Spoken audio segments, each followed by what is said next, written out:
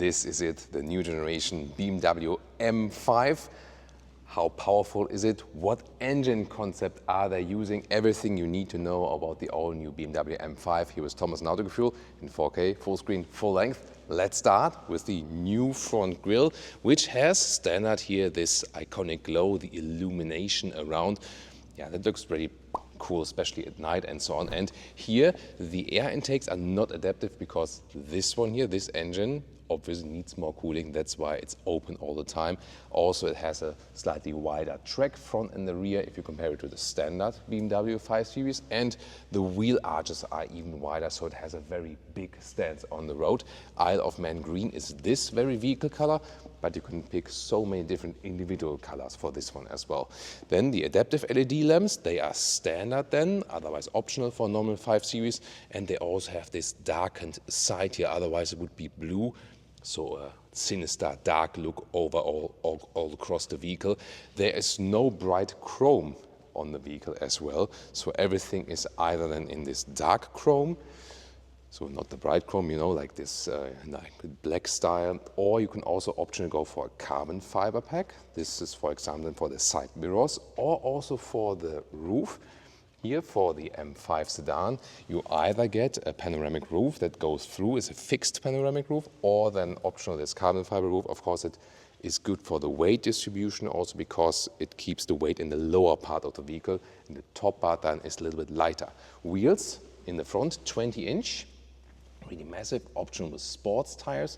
And another option is also here, the carbon ceramic brake. This is the most expensive option it gets. And wait a minute, there's like a fluke here in the front. What does that mean? Soon more to the engine concept coming up. Very interesting. So we had 20-inch wheels in the front, 21-inch wheels in the rear, so mixed wheels. This is for even more sportiness, and it also standard gets a rear axle steering up to 1.5 degrees parallel to the front wheels at higher speeds, or in the opposite direction than at lower speeds. And this is then to give you a little bit more agility at lower speeds and more stability at higher speeds. Why haven't they gone wider with the angle? Well, the reason is they wanted to keep a natural driving feeling. So the standard 5 Series has a wider angle degree to give you more flexibility in parking in and out. But here the more natural driving feel is more important to them. The length here, by the way, 5 meters and 10 or 201 inches, so also longer than the previous generation. Yes, and it will also be heavier, but it also comes with more interesting features like, before we get to the rear, here, look at that. Come closer here, stamped in M5 logo here at the side. This is also, you know, you can really feel that actually. So pretty nice, definitely. Then either you have here the black spoiler or then optional carbon fiber spoiler. It's also really, of course, larger than with the standard 5 Series. And this massive diffuser style in the lower part and real exhaust pipes.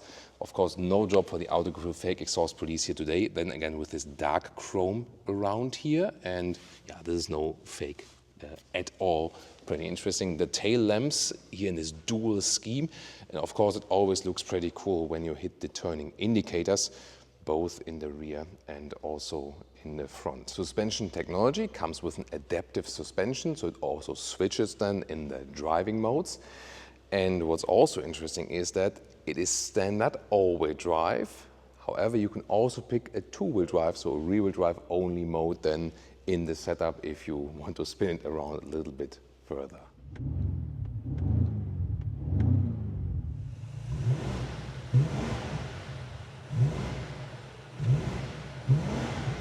Under the hood, they use a 4.4-liter V8 twin turbo. You can see it here, 1 and 2. You also have this nice engine covering.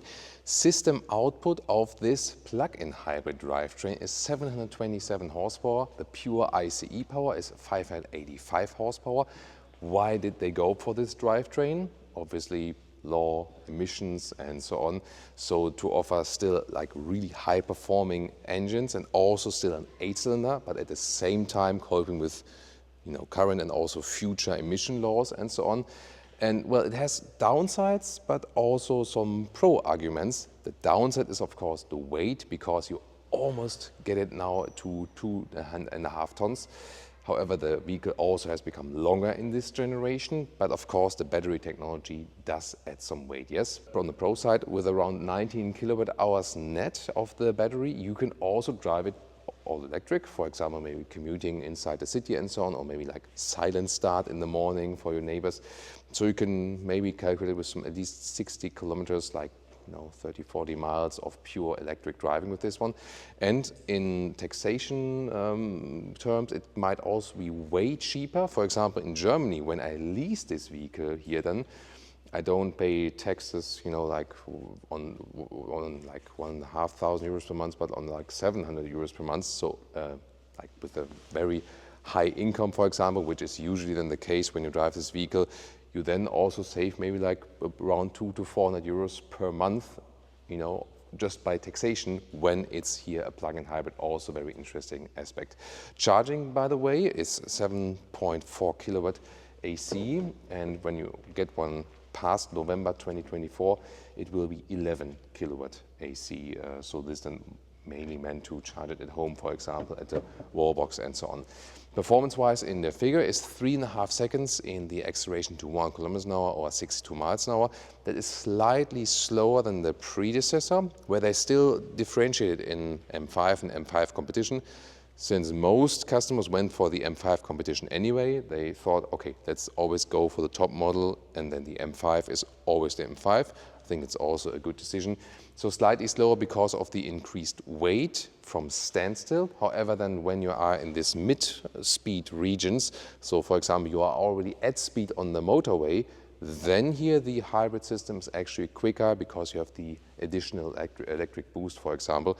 And the main reason also from the performance side is that this felt turbo lag is actually eliminated. At least that's what BMW says. And when we can soon drive this one, we're going to find out if it's true or not. Before we get to the interior, two more driving relevant things. First of all, there's a rear differential that you can also bring more power to the ground, also for accelerating out of the corners and so on. And top speed will be standard 250 kilometers an hour or 155 miles per hour, or option with the driver's package. You can top it up to around 305 kilometers an hour or around 190 miles per hour, if that's necessary on your personal closed autobahn or something like that. Then let's take a look at the interior. First of all, the car key with the M colors like this, then high gloss black.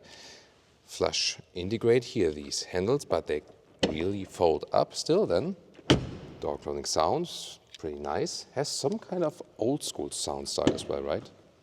Also interesting here always how this glass is cut out right here, isn't it?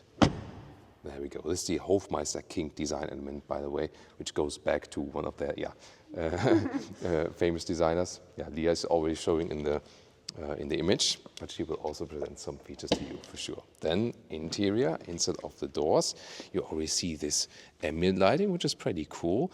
Here and then in the blue scheme. Then the only thing that's missing, I feel, is here the felt covering on the inside. There is none, so it's all hardback.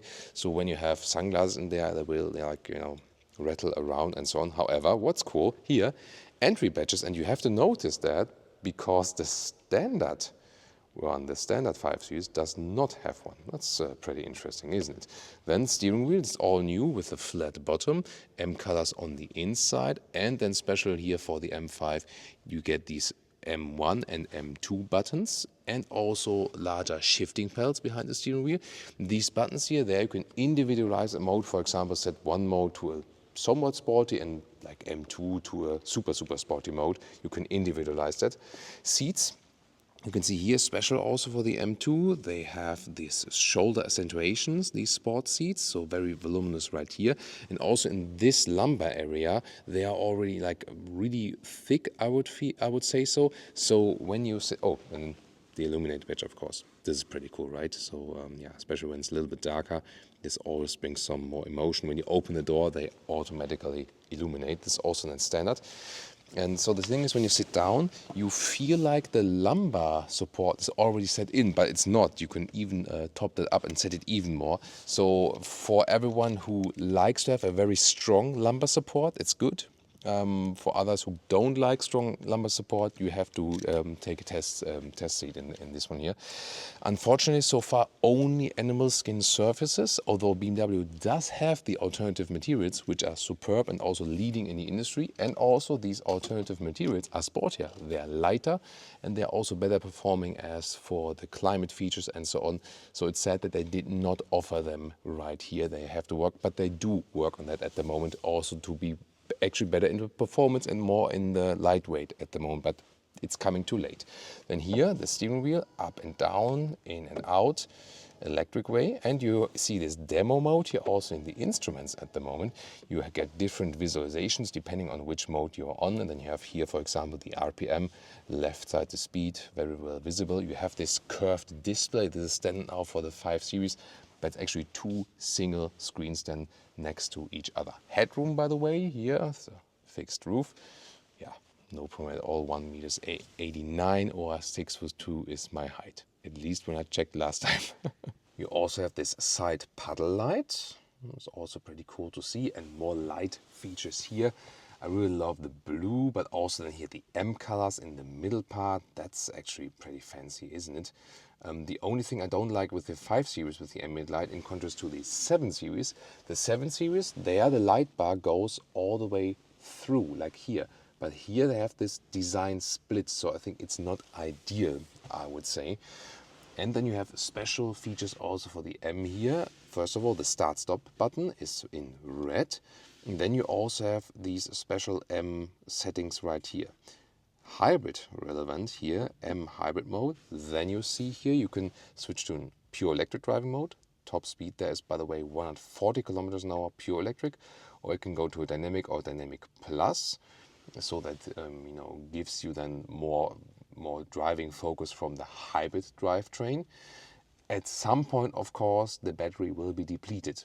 That's always the thing. However, there's always a buffer that you have, still like a hybrid power left. So when you accelerate, however, then of course the fuel consumption will go higher because the battery needs to be powered by the combustion engine. Then the M mode, this is below that. This is here for all the driver's assistance systems. If you are driving on the road, sportier, or on the track, so this will draw back the assistance systems, for example. And then even more important is the setup button, the last one here. Well, there's also here for the deactivating ESC, but in the setup button you can do everything at the same time. And here you can individualize your driving experience then, the M5 drivetrain, chassis, how sporty it is, steering, brake, and so on.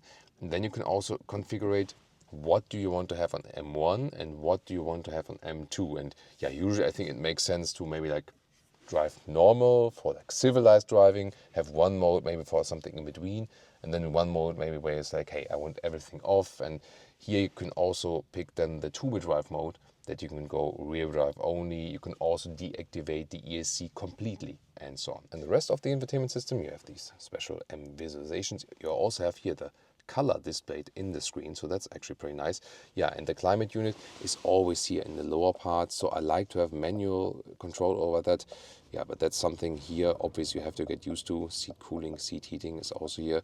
Heated steering wheel. It just takes more attention while driving to do that then. And here this is your driver POV when you have these instruments then here. Oh, now it gets really loud from the AC unit. Thank you, Leah. Low. Very low. Yeah. Out is better, yeah. This is in the POV here with the steering wheel and also then the instruments. Do you like that? And you also get a head-up display, yeah, to show you that there are other people working around here in the studio. Cup holders are adaptive and also illuminated. That's pretty cool. And in the front, also nice illumination. But when we turn on some light now, thank you, Leah, then you can see the left part is an inductive charging field, which also has cooling. Now Leah is showing us this split opening for the middle armrest. There we go. Then you have some space underneath. Some light. And, yeah, some light in there. Yeah, there we go. And then we also have, there is also another option, this Alcantara ceiling.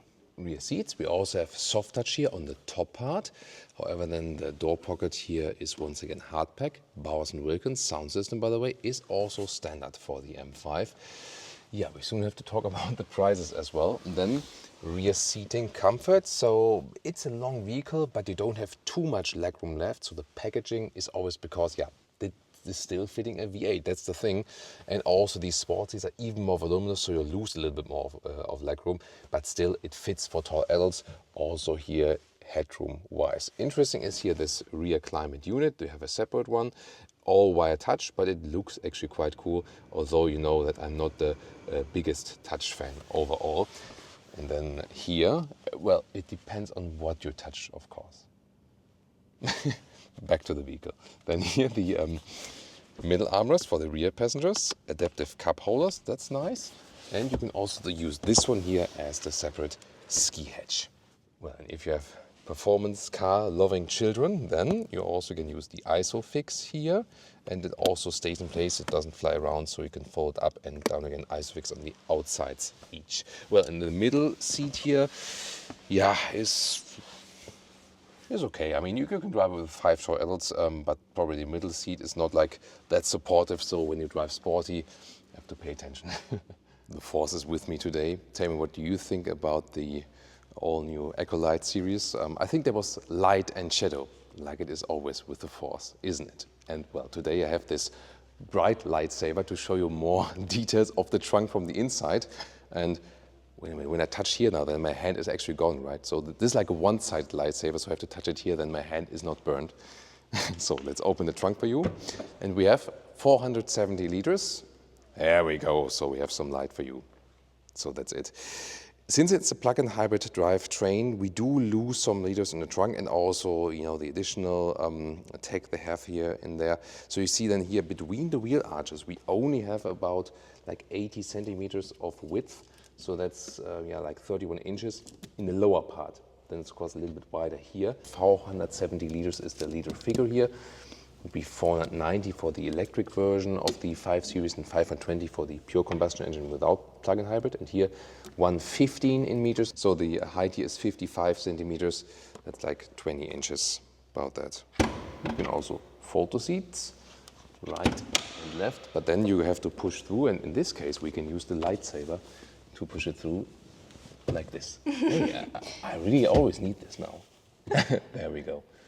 And if you still wonder about the hybrid drivetrain and about is the power available at all times, so BMW has told me on their test, they also test this vehicle here on the Nürburgring Nordschleife, they could not get into a state where the battery is so empty where they didn't have the maximum power yet, so or power anymore. So that's what they have done in the testing, and the reason for that is that you can always use the recuperation up to 60 kilowatt. And so even if you drive in a very performant way, then you go off the throttle, there's the next corner and so on, and then the battery is gaining some energy back. Then you can use the full power again and so on. And by that, they say at least, you don't have any power losses, although at some point maybe the battery is not full or so on. But yet again, when we drive this vehicle, we can also find more about that. Then pricing-wise, we have the German prices already, and they are of course more or less representative, at least for the European market. US price in dollars will always be a little bit lower. So here the starts at about 144,000 euros. Most of the equipment is already included.